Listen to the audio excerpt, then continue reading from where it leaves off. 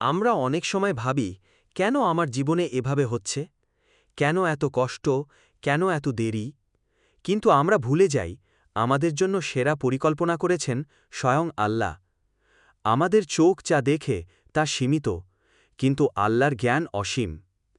আজ তুমি যে দুঃখ পাচ্ছ, তা হয়তো তোমার ভবিষ্যতের জন্য সবচেয়ে বড় কল্যাণ।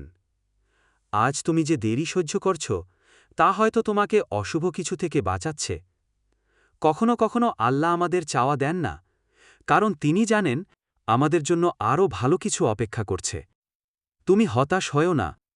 প্রতিটি দুঃখ, প্রতিটি অপেক্ষা, প্রতিটি পরীক্ষা আল্লাহর পরিকল্পনার অংশ।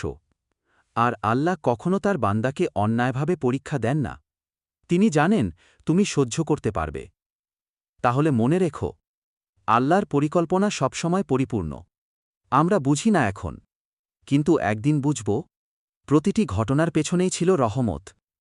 তাহলে আসো, আল্লাহর উপর ভরসা করি আর তার পরিকল্পনায় সন্তুষ্ট থাকি। আল্লাহ সর্বশ্রেষ্ঠ পরিকল্পনাকারী।